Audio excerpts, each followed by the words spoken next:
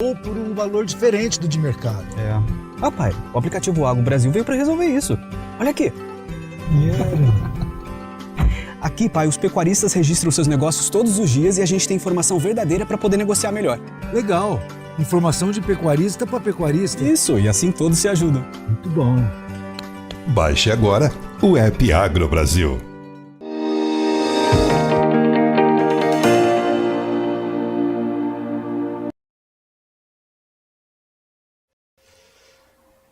Olá, hoje, 18 de maio, nós vamos acompanhar a movimentação do mercado do boi gordo aqui pelo Notícias Agrícolas, falar sobre as tendências de mercado a partir de agora, nesse mês de maio tão volátil, como dizer assim, né, com os preços do boi gordo oscilando muito desde o início desse mês. E quais seriam as tendências? Vamos lembrar, antes de mais nada, que o mercado ontem, pelo indicador CPEA, apresentou uma nova queda. As negociações aqui em São Paulo a R$ 303,20 mais 20 centavos arroba. Aquele que seria o menor patamar desde o dia 5 de março. Mesmo assim, a variação é positiva. No acumulado desse ano, o boi gordo teve uma variação positiva pelo indicador CPEA Esalq de 13,49%.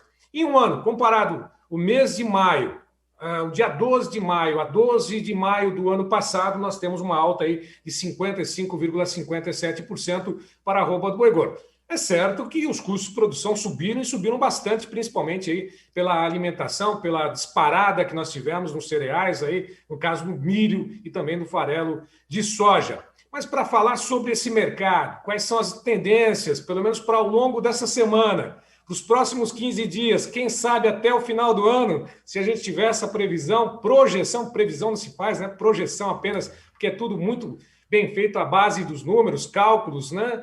Nós recebemos aqui o Douglas Coelho. Douglas, antes de mais nada, obrigado pela participação conosco, disponibilidade de sempre conversar a respeito do mercado com pecuaristas de todo o Brasil.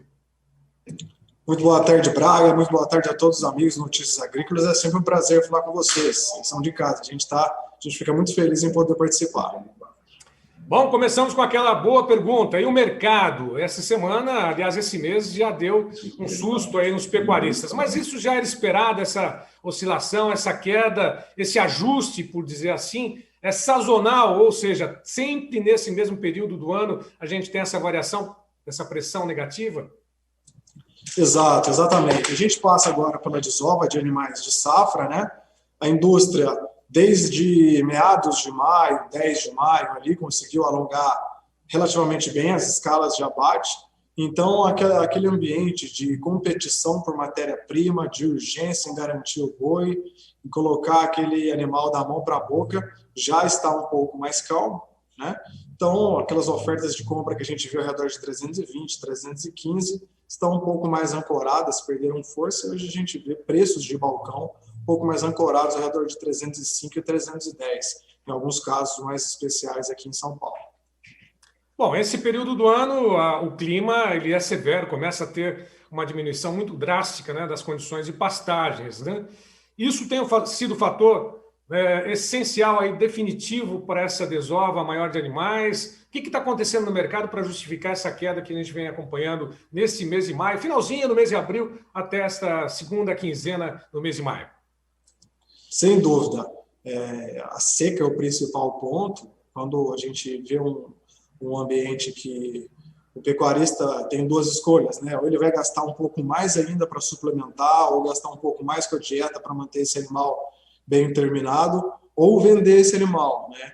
E no ambiente de grãos relativamente caros também, quando a gente olha para os anos anteriores, no ambiente que havia uma oferta um pouco a mais de confinamento num período que não era para ter essa oferta, porque com a seca já latente desde dezembro, janeiro, alguns pecuaristas acabaram enviando esses animais para parceria, para Boitel. Então, uma saída de animais de pasto combinada com alguma saída de animais de confinamento trouxe essas escalas para níveis maiores. Aí hoje a gente está falando ao redor de 4,5, 4,6, 4,7, 4,8 dias úteis de escala. Alguns frigoríficos estão com maio praticamente completo já também. Diferente daquela situação que a gente via em fevereiro.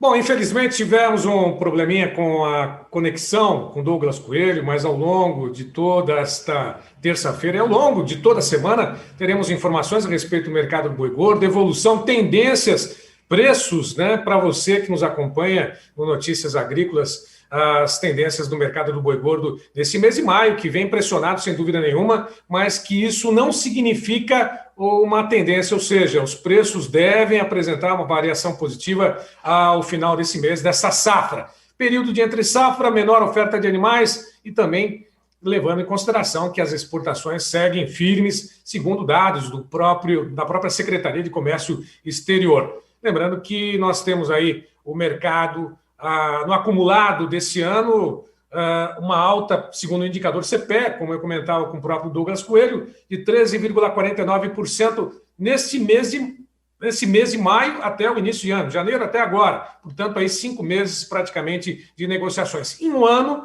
55,57% de alta nas negociações. Portanto, quando retomar o contato com o analista, com o Douglas e também com outros entrevistados, pecuaristas ao longo da programação, nós vamos falar sobre as negociações, como é que estão nesse momento, a pressão da indústria natural, a lei da oferta e demanda prevalecendo no mercado, questões climáticas, também as tendências aí do mercado de carne, como é que está o consumo diante dessa, entre aspas, crise econômica, também o auxílio emergencial, será que está dando uma trégua, está contribuindo para que haja uma melhor ou maior negociação, um escoamento de carne bovina, como é que está, né, em detrimento de outras proteínas animais, carne de frango, de suínos, todos esses dados, esses detalhes, nós vamos falar exatamente ao longo dessa programação. Falar também, lógico, principalmente quando se fala de preços do boi gordo, sobem ou descem,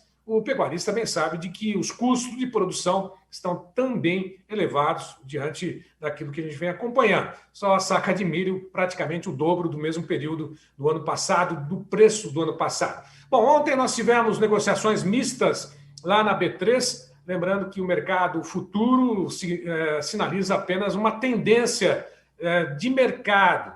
Né? O mercado físico, sim, é aquele que segue acompanhando fielmente as negociações, né? Compra, venda e intenções de negociações lá na B3.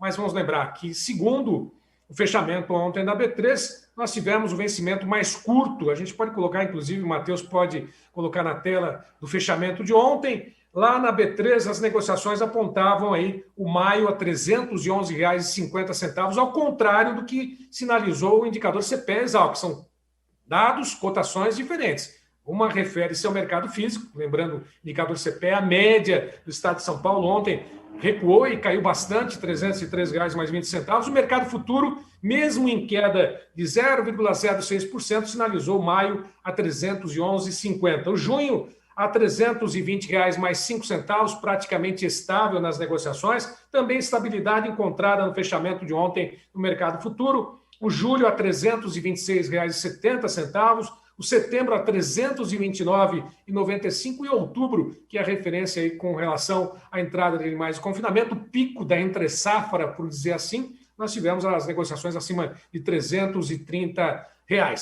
Bom, lembrando que, portanto, estaremos juntos aqui durante esse período, deixando um abraço para o Alexander Horta, também para o Daniel Olive, para a Andressa, a editora aqui do site Notícias Agrícolas. Estaremos à disposição. Mande seus comentários aqui, participe, mande perguntas, sugestões aí de abordagens com relação ao mercado de pecuária. Lembrando que pecuária não é só boi gordo, não. Pelo contrário, tem suíno, frango, até mesmo piscicultura, mas a gente vai focar sempre na pecuária por aqui.